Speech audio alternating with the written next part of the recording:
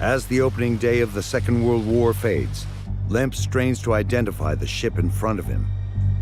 It's behaving, in his opinion, like an auxiliary cruiser because it's zigzagging and it's blacked out. And he even imagines to have seen gun platforms. In Lemp's mind, that is enough proof this is some kind of armed enemy ship. Fair game to be attacked without warning. With torpedoes ready, a little before 8 p.m., Lemp fires the first 2 U-boat torpedoes of World War II. A hydrophone operator monitors them by the sound of their propellers. One speeds towards the target. But there is a problem with the second. It should grow fainter, but instead is getting louder. Fearing that it will circle back and strike them, Lemp orders the U-boat deeper. It is a scenario they train for, even in peacetime. The standard procedure is to dive below the depth where the torpedo would pass.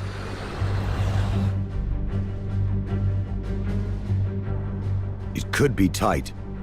U-30 is more than 210 feet long, and as the bow angles down, the stern goes up.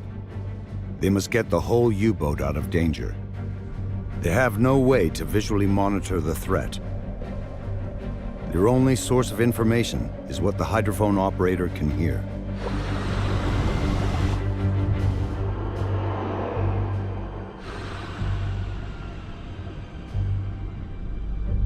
When the noise finally fades away, the torpedo no longer poses a threat.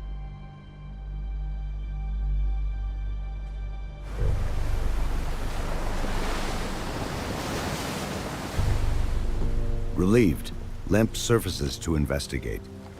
With darkness falling, he moves in for a closer look. The first torpedo had struck the ship. But as Lemp surveys the crippled vessel, he realizes that something is wrong. They check the silhouette of the large ship against the Lloyd's Register of Vessels. When he saw the scene of action, he realized that he was mistaken. It wasn't an auxiliary cruiser, it was a steamer with a lot of civilians in the water. An intercepted radio transmission confirms his fears. It identifies the ship as the passenger liner SS Athenia, bound for Canada. Lemp has made a huge mistake.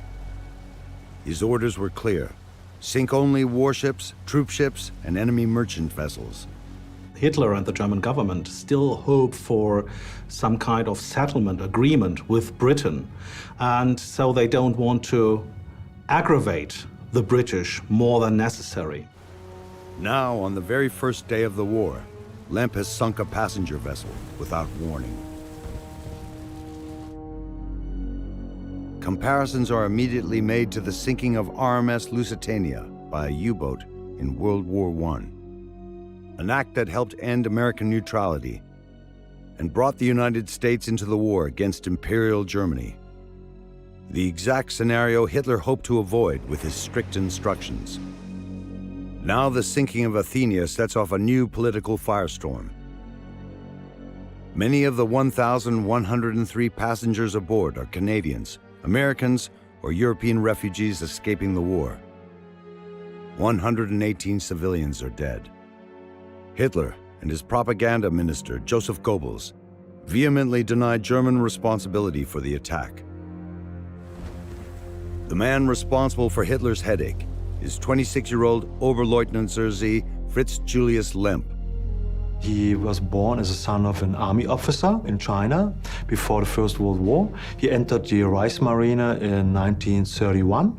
And he went to the new created submarine arm in 1936. He was assigned command of his own submarine, U-30, in 1938. Lemp recognizes the potential fallout from his error. He makes no radio report of the sinking and continues his patrol. You have to keep it secret. and he decides to stick exactly to the submarine protocol for his future attacks.